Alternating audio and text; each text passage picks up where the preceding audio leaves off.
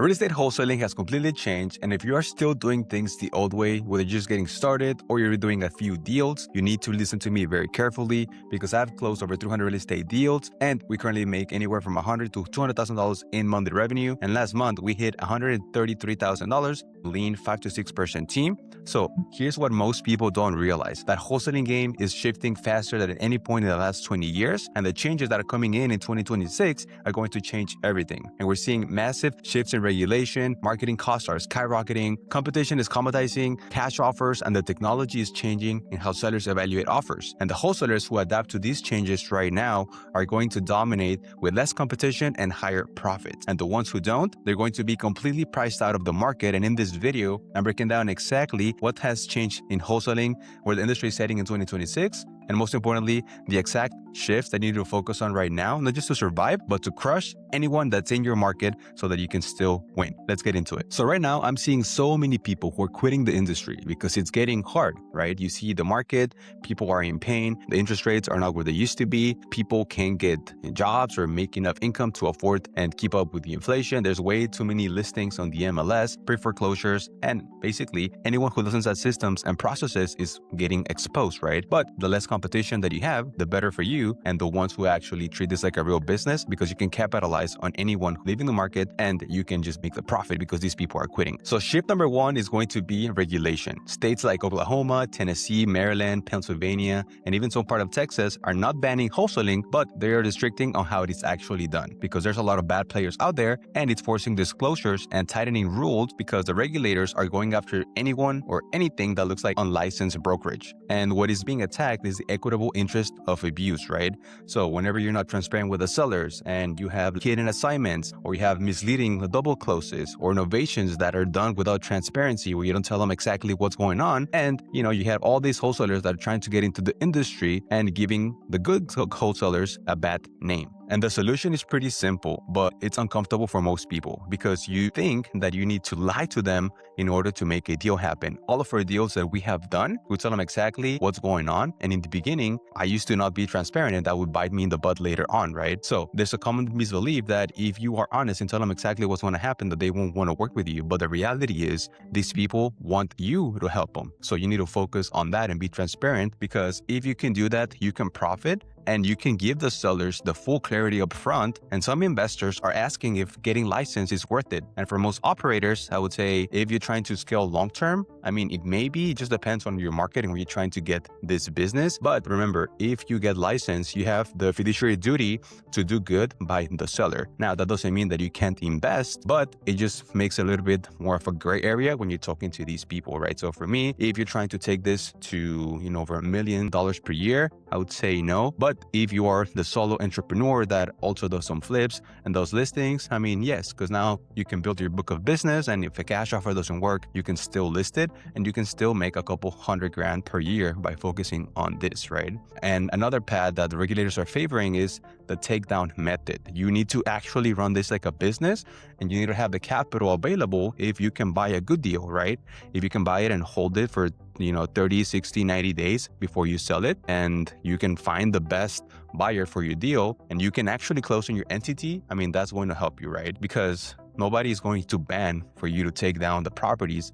But the cool thing is, if you have a way of talking to the sellers where you control the lead, you choose exactly what you want to do with the deal. So I wouldn't say for you just to wholesale. If you can take down some of these deals and you are just way more transparent than anyone, and you really, really hone in when you're talking to the sellers into what is going on, that's going to be the biggest difference in your marketing, right? In your sales process, in your exit strategies. You just need to think outside the box, because that's what people want. And you don't want to be a commodity where you're just like giving out cash offers. Our job is to make deals happen, right? So if you keep all this in mind, you're going to be doing great. Shift number two is that marketing costs are skyrocketing. And if you're not a good operator, you're going to waste a ton of money, right? So stuff like cold calling and texting have a ton of new restrictions where you can't reach the homeowners, or with the new iPhone update, your spam calls go directly into their voicemail. So you can't really talk to them. So it's not working as well as it used to be. And if you're using kind of like a direct mail campaign, it takes just months to get your ROI, and then the cost is usually higher. The same thing with like PPC or agency agencies, you are paying for a management fee, and then you need to have the budget to be able to spend 6, 7, 10 grand, 20 grand, 30 grand per month in order for you to get a solid return. Usually what I'm seeing is a lot of these costs per contracts are anywhere in the $4,000 to $5,000 with these channels, but my preferred way is kind of doing inbound where you can do it in-house, right? Now, if you can do Facebook ads, you know that we crush with Facebook ads because we can call out the intent seller, right? Anyone that is motivated, and we can do it for cheap, and we can get pretty cheap leads, $30 to $40 that they are ready to sell and they're highly motivated. But if you can do like YouTube or TikTok, stuff like that where you have an edge and you can save on the cost, because in the end, it's all about attracting motivated sellers so that we can solve the problem and make the money. So if you become really good at sales and you become really good at marketing, that's when you can start making so much money. But when you control the lead, you can either do an assignment as long as you're kind of transparent, or you can just do a wholesale where you just buy it, clean it up, and sell it. You can do innovations, creative listings, you name it. You control the lead so you can do whatever the heck you want. And by the way, if you need help scaling your wholesaling business the right way, focusing on profit by mastering inbound marketing, building a profitable sales process, and scaling consistently to $30,000 to $100,000 per month, there's a link in the description for you to apply to my scaling program, and you get the complete setup. It's done with you campaign setup, all the proven ad templates, the sales training, the scripts, the team building frameworks, the KPI tracking systems, and the ongoing support until you hit your revenue goals. So click on the first link in the description down below for us to help you scale the right way. Now, shift number 3 is going to come down to systems and processes, because you are seeing a lot of people who are getting exposed because they're hustling and they're not building this as a real business, right? Which is leading to a ton of burnout, something that's unsustainable and you can't scale because usually if you're not building a real business, you don't have any KPIs to track. You don't know what the cost per lead is. You don't know what your lead to appointment ratio is. You don't know your appointment to offer ratio or your close rate. And if something is broken, you don't know exactly what to fix because you're just hoping that you're throwing something at the wall and it's going to work. But you got to be able to reverse engineer your marketing spend, your team, your systems, because once you understand this, the blueprint for wholesaling has already been set. You already see people that are crushing because they all have their KPIs, they have their numbers, and they're building this as a real business. But just know that if you're someone new and you are just hoping to get a deal, it all becomes reverse engineered, right? So number 1, you need to focus on, the marketing spend.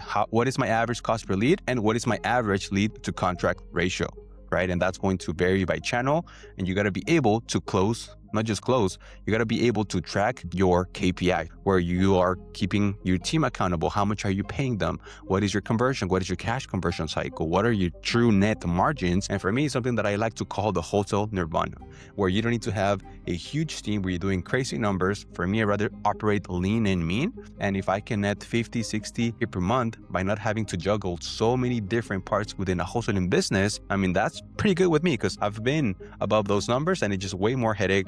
And then when you get into a down period like I did in 2023, when everything kind of was going down, I lost a lot of money, but that made me reflect on how I was looking at my business and doing my business, which made me become way better. So just know that you need to have systems and processes if you actually want to build this as a real business, because if you do it correctly, it can replace your current job, or you can finally get to your amount of revenue per year that you have always dreamed of. So until you do these things, you're not going to get there. Number 4, trust and differentiation are everything. And the problem is that cash offers are often commoditized. Sellers get multiple identical offers, and you need to be able to better solve the problem that person is going through. Not just to give them a cash offer, like I was saying. Our job is to make deals happen, right? And you do that by having the correct sales process. Also, if you're the actual buyer of the property and how you position your offer, and if you're transparent, you let them know exactly how you work and what you can do. But if you can relate everything back to what's going on and what they want to sell, and you position that offer, the solution to all those things, and you give them so much proof, then they're going to want to work with you. And another thing that works very well is what I call the founder-led marketing. So if you are over 25 years old, if you can be the one in the ads, that's going to create way more trust, that rapport with the sellers, because if they see you in the ad and they see your content and you do the right inbound marketing strategy where you can funnel them into your ecosystem, where you show them testimonials, proof, other sellers that you have helped, they are going to trust you way more than the competition. Now, if you are under 25 and you look like a young kid from high school, I mean, you can still have huge success with inbound marketing. You just need to focus on, different pain points, use static image ads, and then just let your sales process actually converts them, where we solve for the biggest issue that's going on in their life. And if you do these things, you're going to crush. So the way that we do this is we do an intake where we call the discovery call just to see if we're going to be a good fit. But we don't tell them like, hey, this is called for us to see if you're going to be a good fit. It's about exploring what made them want to inquire what's going on, and to see if it's something that we can actually buy, instead of doing the traditional, oh yeah, we're going to give you a cash offer, because we don't know if we're going to help them or not, and we don't know what the situation is like. So the more that you focus on these things, the better conversations that you are going to have. Which leads me into shift number 5. Sales process is everything. Now, as I was saying, with our sales process, we don't want to be and ask the traditional same stupid questions that every wholesaling is asking, right? Condition, timeline, motivation. Of course, we do touch on those things, but we do it differently. Now, the number one thing is we do our consultation style approach, where we're not begging the seller for them to sell us the property like it's something that we want. We want them to sell themselves into how we can help them, right? So how we start the call and how we go about our process is everything, because not only will the frameworks shift, but we can have a way better and honest conversation with the sellers by focusing on the 3 fundamental things, right? Which number 1 is going to be the discovery. We want to know exactly what made them want to inquire on our ad or our marketing, right? So what about that conversation that you had with my cold caller made you want to look into this further, right? So that's an example if you're doing like an outbound. If you're doing marketing, inbound marketing, like Facebook ads, it seems like you found us on Facebook. Yeah, okay. What about the ad made you want to look into this a little bit further? And then you kind of want to ask, okay, what's the status of the property? Are they living there? Are they a landlord? Or is the property vacant? And we want to know what are they going to do with the property next before we kind of continue the process. Now, we do have a sales process video that I've broken all of this down in my YouTube channel, but just know that at every point of the conversation, you don't need to have a script, but you need to have frameworks of what you're asking and why you're asking it, because we don't want to sound like the traditional wholesaler. And something that's very important is pre-framing, setting the stage and what to expect, what's going to happen, identify the decision makers, what needs to happen for them to sell, talking about the future state, the problem impact, questions that we kind of uncover all the motivation, and that's all the juicy stuff that we need to know in order for us to come up with the best offer to solve that problem. And if we're focusing on all these things, it's something that can be replicable, and it's something that you can train your team on, so you know exactly when you miss the mark on your offer to contract ratio, and you can look back, listen to calls, and see exactly where they missed the mark. So you can have a sales process that is replicable. Sales is not a God-given talent. You just need to be very good at asking questions, and whoever cares the most for the seller is going to win. If you build this the right way, you're going to be getting way more contracts than everyone else, because now you're focusing on actually solving a problem and not just being a commodity where you're giving out cash offers. And shift number 6 is going to be for you to focus on profit, not revenue. And my philosophy is that you need to build a lean, mean team instead of a bloated operation with a ton of expenses where you don't track your net margin, we're just chasing revenue. So what we want to do is cover our bases and know exactly how much money we need to spend, how much money we have to hire people, to spend on marketing, to spend on software, all those things, because we can reverse engineer how much we net at the end of each month. So in order to do that, you need to have your KPI foundation set. You need to know how to build your business, how to delegate, how to hire, and basically how to have success in you hitting your monthly targets. Whether you want to net 20K per month, 10K per month, 30K a month, 40K a month, 50K a month, it's all going to come down to math. And if you don't have this processes and stuff that you are tracking on a weekly basis, you're never going to crush. Because for me, one of my biggest mistakes was not tracking my KPIs for my first 2 years. It took me a long time to finally fill out that document, and it took me 4 hours for 2 years. And I found out that I wasted so much money by not tracking this, and it put me in a bad spot. So anything that I share with you guys is so that you don't go through the same things that I went through, right? But if you focus on the profit and you can reverse engineer how much you want to net by, when you take into consideration the commission you're paying the sales team, the marketing spend, your overhead on a monthly basis, then it's way easier to build a business that gives you that profit instead of just throwing spaghetti at the wall and hoping that something is going to work. So those are all the major shifts that I see happening in wholesaling right now. And look, there's a reason why I break all of this down for you, because I see that most wholesalers are going to ignore these things, and that's why they never get to their goal, and they keep doing things the same way over and over again until it's too late. But you're not going to be one of them.